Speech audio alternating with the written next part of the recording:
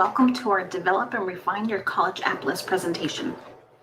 This presentation it's geared towards seniors, but it's really valuable for all grade levels because we want all of our students to really start thinking about what their plans are after high school. And if that plan is college, this is a great presentation for you to start developing and refining your college application list. So where do you even start? So let's start with reflecting on certain questions. I really want you to think about, what is it that you're interested in? What are you passionate about? What's important to you? Where do you see yourself in 5 years? So really start asking yourself and reflecting on these questions. That way you know where to even start when it comes to building your college list. The first thing that I really want you to get familiar with is our SCORE system. So this platform is our college and career platform that we use for all grade levels. It's a great way to get matched to colleges. You can do searches by major, by location, size, different factors like that, as well as career information matching. So they do have a career and aptitude assessment that we highly recommend. Start getting familiar with SCORE and playing around with it, because especially your senior year, it's what you'll be using to tell us where you're applying.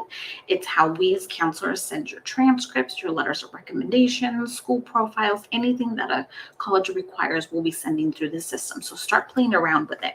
We also have a great tutorial on SCORE and how to use it on our counseling website as well. Another just fun little resource that we have is californiacolleges.edu. This is another really great resource for you to look for colleges. Same thing with career, even financial aid information. So again, just another resource that we'd like to share with our students so you can get a better idea of where you want to go after you graduate from college. So there's 3 things that we really want you to review when you're considering the best fit in terms of a college. So there's personal, financial, and academic. So let's start with academic. It's important for you to look at your test scores, your GPA. That way it aligns with the colleges that you're thinking of applying. In terms of financial, that is very important. Your EFC is your expected family contribution, like what colleges can you afford? When you apply for the FAFSA, that's what will give you your expected family contribution. That way you'll know what you can and cannot afford, but it's important for you to look for scholarships.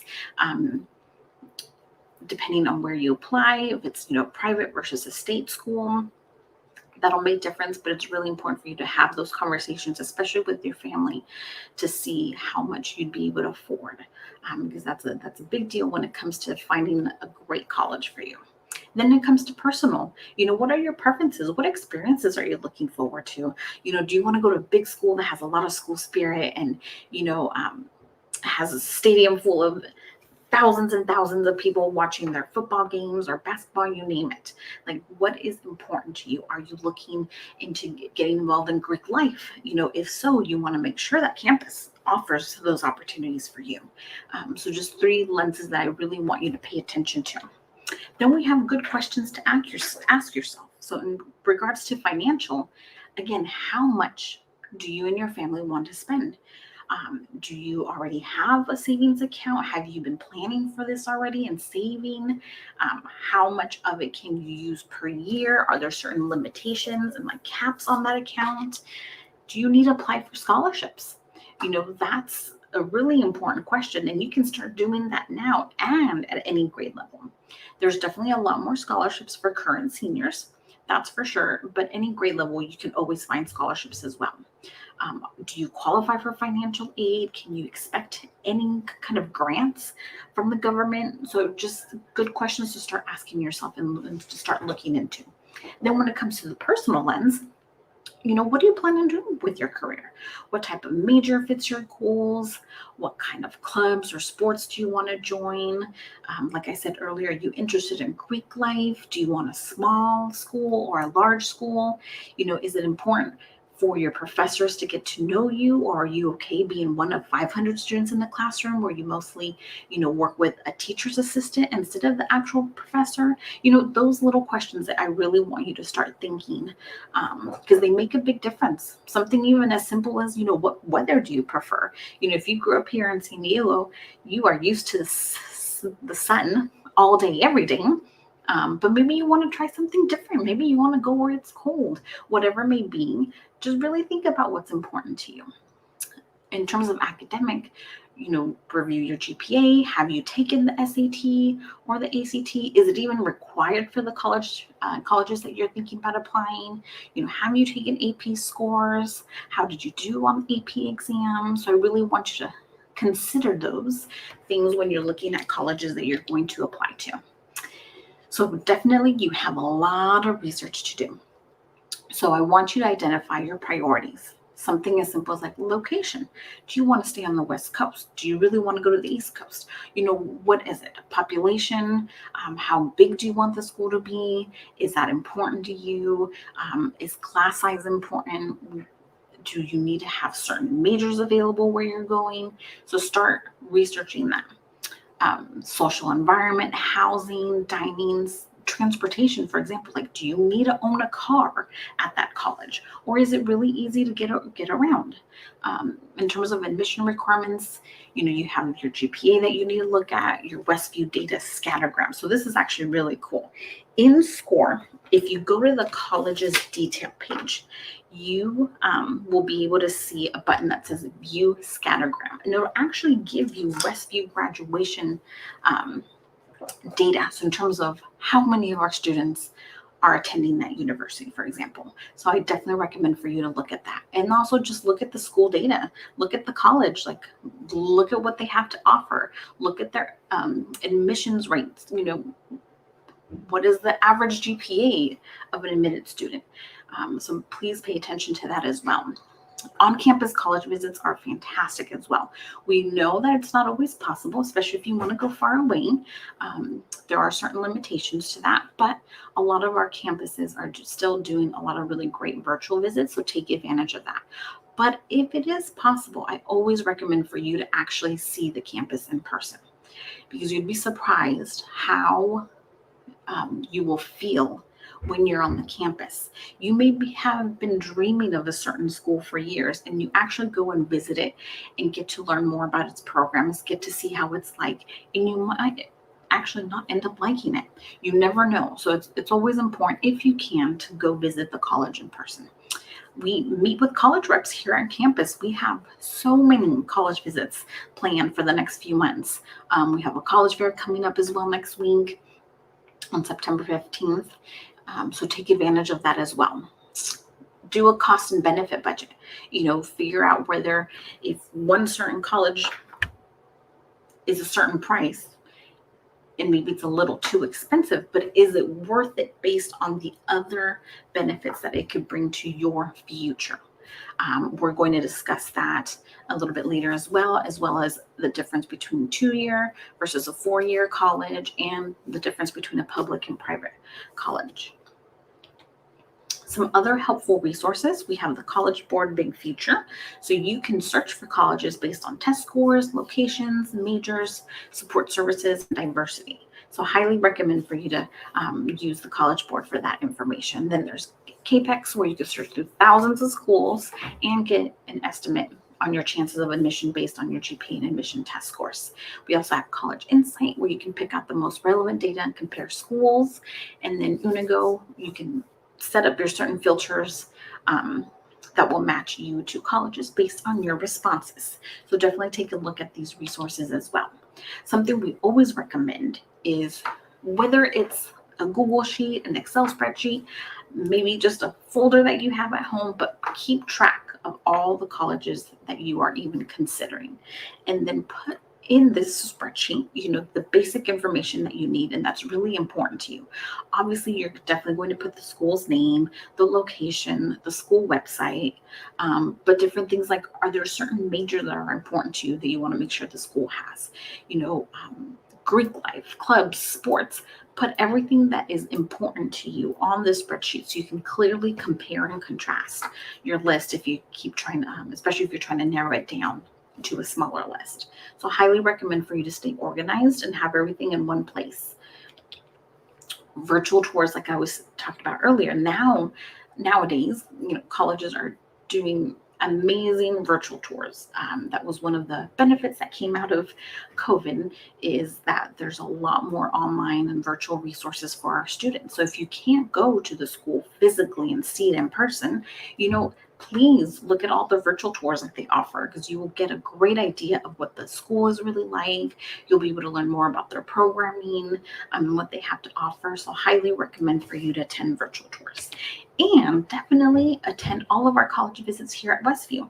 We have more than 30 this month alone.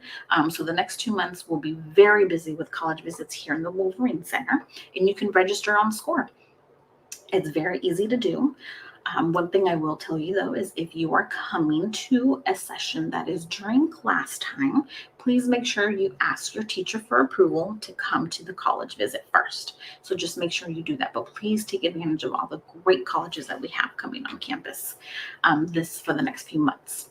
And here's just a sample of some questions that you can ask the college rep, such as, what makes your college unique? What academic programs is your college most known for? Are fraternities and sororities a big part of campus life? What is the area like? Is it easy to get around? Do I need to bring my own car? How would you describe academic pressure and workload? So this is just a small list to kind of get you started and kind of brainstorming in terms of what is important for you to ask a college rep. So it's always great to come prepared to any college visits that we have. Then we have 2-year versus 4-year. So here are some local examples of 2-year colleges. So we have Palomar College and Miramar College are definitely our most popular ones amongst our students because they're the closest ones to here. And then we have some 4-years such as UCSD, San Diego State. So let's talk about the differences. So you can get a bachelor's degree by going to a 2-year first or by going straight to a 4-year. They're two different paths, but they're both great paths. You just have to figure out which one's best for you. But they both end with a 4-year degree.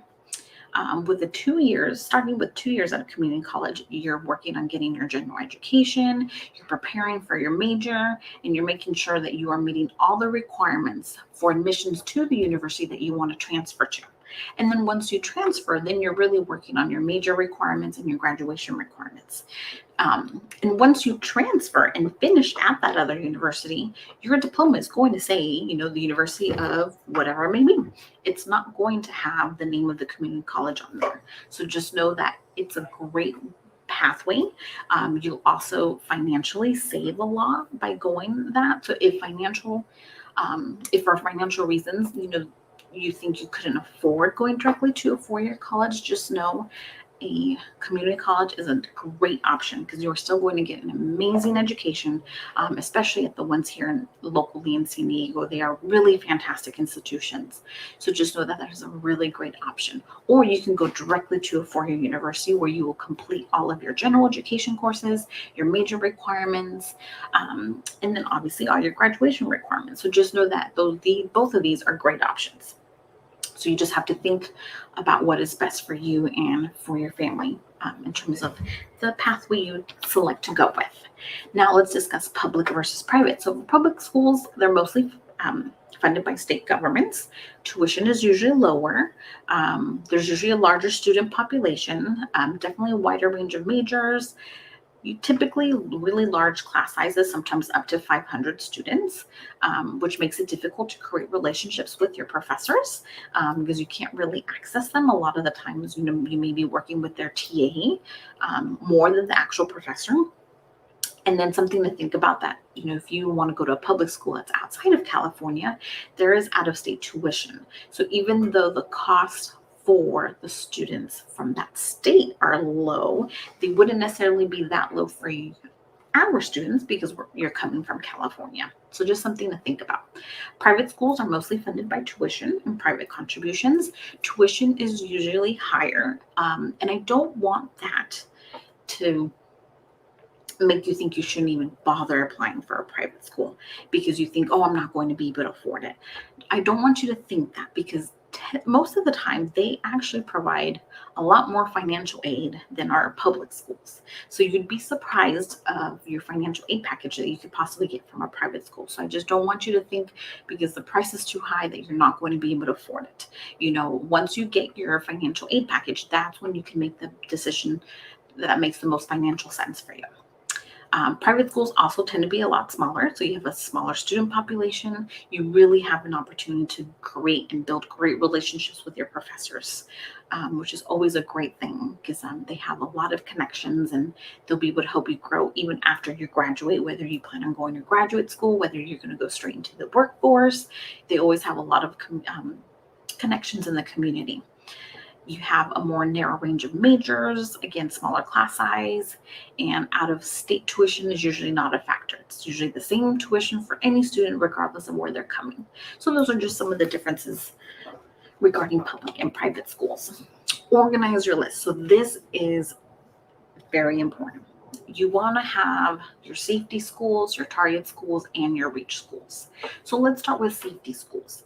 These also are called likely schools. So schools that will be less challenging to get into. So you shouldn't have a difficult time getting into. So you always want to make sure that your list includes safety schools. Then we have your target schools. They also are called match schools. So they're schools that are the right fit, not too easy, not too hard to get into. So just kind of in the middle. So it's important to have some of those. And then there's also reach schools, which are also known as dream schools. So these can be very challenging to get into, and I still want you to have those because that's important, but I don't want your list to only include reach schools. It's really important to diversify your college application list into these three categories. So here is the pyramid that we want you to strive for when narrowing down your college application list. So you can see at the bottom, you have about 3 to 4 safety schools where your GPA and test scores are above the average of admitted students. Then you have your target, which is like 2 to 3 schools where the GPA and test scores are at the average. And then you have your reach schools where your GPA and test scores may be below the average, so making it a little bit more difficult to get into. So this is really what we want you to strive for. We do not want you to have this upside down pyramid. Too many reach schools, like I said earlier, and not enough safety schools can be disappointing. Because if you don't get into your reach schools, it's heartbreaking for a lot of our students. And I want to make sure that you still have other really great options. And ideally, hopefully you love all of your reach, target, and safety schools, that they really are colleges that you see yourself at, that you've really done your research. So if you end up picking one of your safety schools, you know that you are still going to be happy and that you're still going to get a fantastic education. So just something to think about. So here's an example of a student with a 4.2 GPA, above average ACT score, has taken 8 AP classes, a lot of community service and club involvement, and Stellar's letters of recommendation. So you'll see SDSU, Willamette, University of Texas, then Wake Forest, USC, and then Harvard and Georgetown are the students' reach schools. So just a quick little example of how you should be looking at this. Things to consider and think about. So definitely when planning to apply, you really want to think about more about the school's reputation, or all your friends are going there. Maybe an older sibling went there and that's why you want to go. Your entire family has made it a tradition to go to this college. Whatever it may be, just know that it's really important that you pay attention to more than just the reputation, because it could have a really fantastic reputation, but you might not have a good experience there. You might not receive the best education you could have. We just really want you to find what is a good fit for you. Does it have what you need for your success? Again, even if it's not the best school in your mind, it still could be a really great option for you. We are very fortunate here in the States to have fantastic schools. We have hundreds of them for you to choose from. And I just don't want you to limit yourself. So make sure you do your research ahead of time so you can find some really great options for yourself. Then we have early action versus early decision versus restricted early action. So this is really a great opportunity for you to look at certain schools that you know for sure you would love to attend. So let's talk about early decision first. If you apply with early decision, you will be obligated to enroll if you're accepted. So this is a really big deal. Um, I really want you to think about that, because if you get into this school, you will have to go there. And most of the time, you will get notified months and months before you even receive a financial aid package from that school. And unfortunately, you will still have to attend that school even though you can't afford it. So I really want you to think about this decision, because it has a lot of implications. Again, you usually receive your decision by mid-December, but again, you typically will not have a financial aid package by then. So you have to just go if you're admitted. Um, but at the same time, if it is a school that you know is the right fit for you, it's your dream school, you've done your research, you have visited the campus, and you know this is it, then that's also a really great way to increase your chance of actually getting accepted to your number one choice. So there's a lot of good things about it too. I just really want you to think about it to make sure that this school is really the one for you. Um, so just something to note. Early action. You're not obligated to attend if accepted, which is great. You receive your college decisions earlier. You can apply to multiple schools, and you will just need to let the schools know by May, just like a regular decision would. Then we have restricted early action. You're not obligated to attend if accepted. You will also receive your college decision earlier, but you can only apply to one school under restricted early action. So that gets a little tricky too, because you want to make sure that you pick the right school to apply under this. But again, if you know this is a school you want to go to and it's really the best fit for you, then you can feel good about that decision. We wanted to show you some stats about regular versus early action and decision acceptance rates. For those of you who know, let's say Brown is the place for me. That's where I want to go. I've always wanted to go there. It's a great fit. You can see that the early action, early decision acceptance rate is significantly higher than the regular acceptance rate. And you'll see that amongst all of these universities. So it's just something to take a look at, that it really could help you get in with early action, early decision. So just something to think about and compare. And these are all of the acceptance rates from last year. Then here we have the UC admit rates, because I want you to see that there's a big difference between a lot of these in terms of how many students get admitted.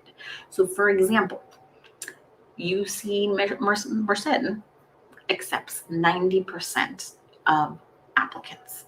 That's a big deal. That's a huge number. So that's a great safety school option, for example.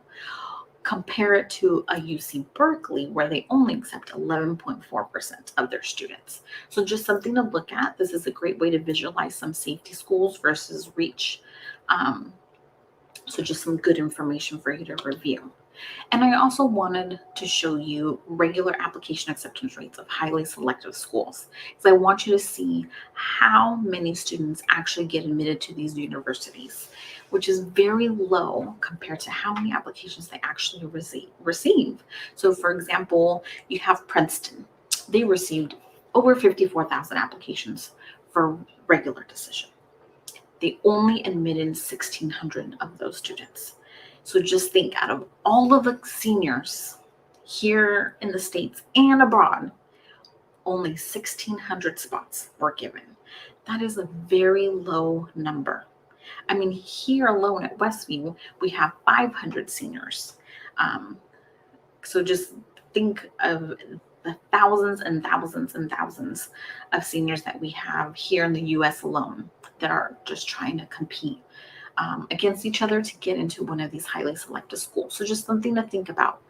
It's always good when you have data to show you how difficult it can be to get into certain colleges. And that's why it's important to have some safety schools as well.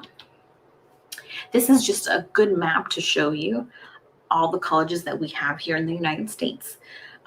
Since we are on the West Coast, a lot of our students tend to kind of just think about colleges here on the West Coast, but you can see from this map that we have huge college population on the East Coast. We have so many more than here on the West Coast. So just really, think about trying something different if you want. If you really want to go and move out of the state and try something different, just know that you have so many amazing options on the East Coast.